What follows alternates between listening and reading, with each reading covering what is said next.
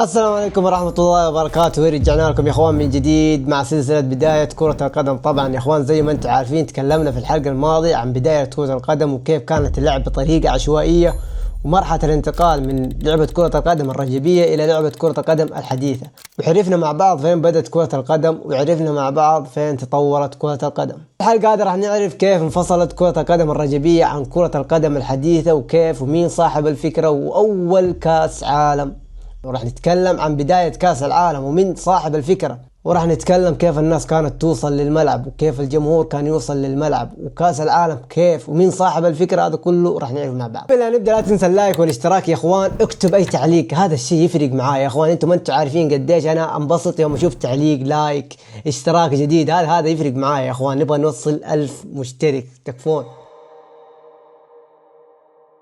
تكلمنا عن الفوضى اللي كانت ما قبل القانون، الآن راح نتكلم كيف جاء القانون وكيف بدأ القانون. كلنا عرفنا بعد ما عادت كرة القدم في القرن التاسع عشر بعد ما منعها إدوارد الثاني إنه كان في اختلاف، الناس تلعب باليد وناس تلعب بالأرجل وناس تلعب بعدد مفتوح. جاء قانون الكومبريدج. قانون الكومبريدج أول نقطة تحول من لعب عشوائي إلى لعب حديث. في عام 1848 اجتمعوا عدة طلاب من عدة مدارس في جامعة كومبريدج وأسسوا هذا القانون وسموه كومبريدج. تعالوا نشوف يا اخوان أهم القرارات في هذا القانون. أهم القرارات اللي اتخذت في هذا الاجتماع عدم اللعب باليد، اللعب بالقدم فقط، تحديد أبعاد الملعب، وهنا بدأت كرة القدم تبتعد عن اللعب العشوائي نهائيا. بعد الاجتماع في جامعة كومبريدج وإصدار القانون، قانون كومبريدج، حصل انقسام عظيم جدا، البعض يبغى يلعب باليد والبعض يبغى يلعب بالقدم.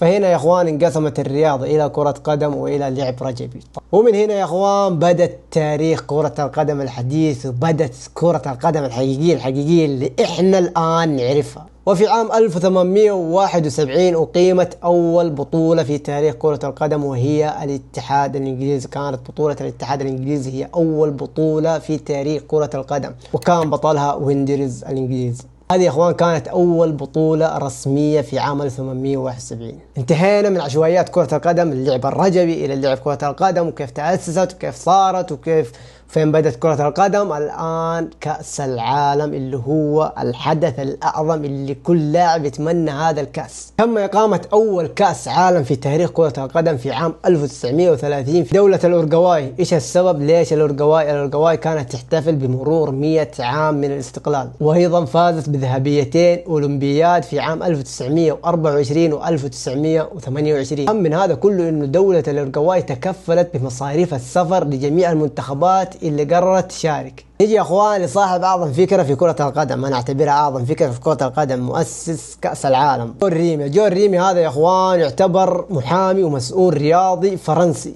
مؤسس بطولة كأس العالم ورئيس الاتحاد الدولي لكرة القدم. يلقب جون ريمي بالأب الروحي للمونديال. نيجي يا اخوان المنتخبات المشاركة في مونديال 1930، 13 منتخب فقط هم المشاركين. ايش السبب يا خالد؟ طبعا السبب انه السفر، يعني يا اخوان مسافات بعيدة وما كان في طائرات زي ما الآن تنقل سهل، يعني في خلال ساعات انت تكون في نفس المدينة. لا كان الوضع مختلف. طبعا يا اخوان ما كان في تصفيات، كانت الدعوة مباشرة على طول، يا حبيبي تعال العب. بس هذا بداية كأس العالم. نيجي يا اخوان كيف نوصل الملعب وكيف نلعب البطولة. صعوبة السفر يا اخوان الدول الأوروبية كانت تقعد من أسبوع لأسبوعين عشان ما توصل الملعب وعشان ما تلعب البطولة وترجع، يبغى لها تقريبا شهرين. انت متخيل صعوبة السفر؟ ولا وشرطك ايش معاهم الكاس كمان. الدول الأوروبية جاية ومعاها الكاس، يعني لو ضاع الكاس خلاص انت ما منك فايدة. اتوقع والله أعلم انهم رايحين يلعبون في الهواي، صح ان الدولة مستضيفة ولكن اتوقع ان اللعيبة يسبون ويلعنون. يعني يا اخي ليش ما تقيمها فرنسا؟ ليه ما تقيمها في الدول الأوروبية؟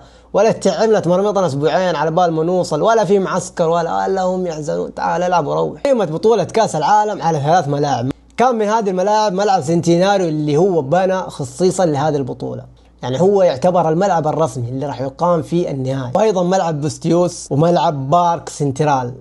هذه ال3 ملاعب اللي أقيمت فيها كأس العالم عام 1930.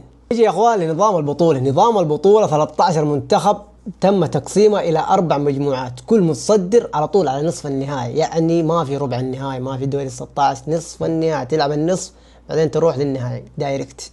مباراة في كأس العالم 1930 كانت ما بين فرنسا والمكسيك، وقتها فازت فرنسا 4-1.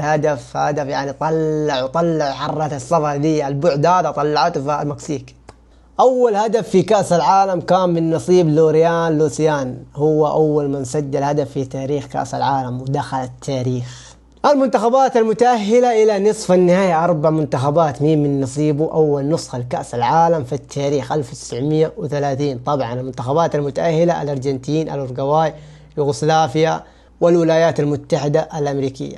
قرعة نصف النهائي الأورجواي واجهت يوغوسلافيا، طبعا حتستغرب من النتائج، 6-1 للأورجواي. الأرجنتين لعبت مع الولايات المتحدة 6-1، نفس النتائج. الأورجواي والأرجنتين متفقين يفوزون ب6، والولايات المتحدة يوغوسلافيا متفقين يلقمون هدف. 6-1 نصف النهائي. الآن النهائي هذا راح يتحدث عن نفسه، هذا نهائي حاله، هذا نهائي سياسي أكثر مما إنه كرة قدم، يعني الموضوع أكبر من إنه كرة قدم. شوف إيش الشيء اللي حصل في نهائي كأس العالم 1930. النهائي المرتقب، النهائي التاريخي، الأرجنتين والأورجواي في ملعب سنتيناريو بحضور 60,000 متفرج، 60,000 شخص. هذول قابلين للاشتعال، ممكن انهم يولعون الملعب كامل قبل ما تبدا المباراة. وقبل ما تبدا المباراة يا اخوان، جاك الارجنتين قال لا يا حبيبي انا بلعب بكورتي، وجاك الأورجواي قال لا يا حبيبي انا بلعب بكورتي، هذا من هنا وهذا من هنا، الا انا العب بكورتي، الثاني لا الا انا العب بكورتي. ما قامت المباراة. في النهاية جابوا لهم حل، الشوط الاول كورة الارجنتين، الشوط الثاني تلعبون بكورة الأورجواي. هذا اللي حصل. التوتر كان كبير جدا لدرجة انه الشرطة المسلحة كانت موجودة في الملعب، بسبب انه ممكن يكون فيه شغب والحكام يحتاجون حماية من الجماهير ومن اللعيبة نفسهم. في ذاك الوقت ما في تلفزيون، ما في الا طريقة واحدة عشان تتابع المباراة، عن طريق الراديو. تسمع؟ عن طريق الراديو، عن طريق الصحف فقط، صحف، جريدة هذه تجيك بعد المباراة، فالناس تتابع اللايف يكون عن طريق راديو. في ذيك اللحظة الجميع متوتر، الأرجنتين والأورجواي بينهم عداوات، يعني ما يقبلون بعض، هذه البلدين ما يقبلون بعض نهائيا، والبطولة في أرض الأورجواي، وأول نسخة من كأس العالم، مين يحقق النسخة هذه تفرق، إن البطولة في أرض الأورجواي. ورغم المشاكل جمهور الأرجنتين حضر تقريبا 20,000 حضروا من الأرجنتين إلى الأورجواي عشان يتابعوا المباراة، منهم من حضر عن طريق سفن، عن طريق قوارب، عن طريق القطارات. الحكومة في ذاك اليوم خصصت إجازة عشان الناس تتابع المباراة من قوة المباراة. بدت يا إخوان، بدت الملحمة الكبرى، الأرجنتين الأورجواي، كأس العالم 1930، أول كأس عالم في تاريخ كرة القدم. منتخبين بينهم منافسة تاريخية طويلة من غير كرة القدم، يعني منافسات سياسية وهذه أمور غير كرة القدم، يعني المباراة أكثر من إنها كرة القدم. بدأت المباراة يا أخوان بكرة الأرجنتين. الشوط الأول كانت المباراة بكرة الأرجنتين، تقدم الأرجنتين الشوط الأول 2-1 على الأورجواي. حلوين. جت الشوط الثاني يا أخوان، جابت الأورجواي كورتها، قالت يلا يا الأرجنتين ألعبوا، أنزلوا الميدان. نزلوا يا اخوان، قلبوا النتيجة 4-2، فازت الأورجواي بطلة أول نسخة في كأس العالم 1930. بعد انتصار الأورجواي على الأرجنتين بنتيجة 4-2 كأس العالم، انتشر الفرح وعم الفرح في أنحاء المدينة، واحتفالات، حققنا بطولة على الأرجنتين. إنما العكس هناك بالأرجنتين، تعال نشوف إيش صار في الأرجنتين. الجماهير الأرجنتينية حست إنه الحكم ظلم منتخبها، الجماهير الأرجنتينية سوت شغب في الأرجنتين بسبب إنه الأورجواي أخذ النهائي. يعني أنا أسوي أي شيء عشان أطلع إنه في ظلم وإنه أنا انغشيت، بس عشان ما يفوز علي الأورجواي. بعض من جماهير الأرجنتين أخذوا شعار الأورجواي وقطعوه وحرقوه. هذا العمل سبب توتر ما بين البلدين، ثم قطع العلاقات الدبلوماسية ما بين البلدين لفترة محدودة. هذا كله اللي تشوفوه بسبب المباراة، بسبب نهائي كأس العالم 1930، رغم إنه ما كان راح ينجح. نجحت البطولة نجاح كبير، رغم إنها كانت صعب إنك تجيب منتخب أوروبي عن طريق سفن مدة أسبوعين عشان يلعب البطولة ويرجع. هذه كانت صعبة. لولا يا إخوان ما نجحت البطولة، هل كان كأس العالم الآن مستمر؟ وصلنا يا إخوان لنهاية المقطع، ونشوفكم إن شاء الله في الحلقات القادمة، ولا تنسون يا إخوان اللايك والاشتراك عشان نستمر.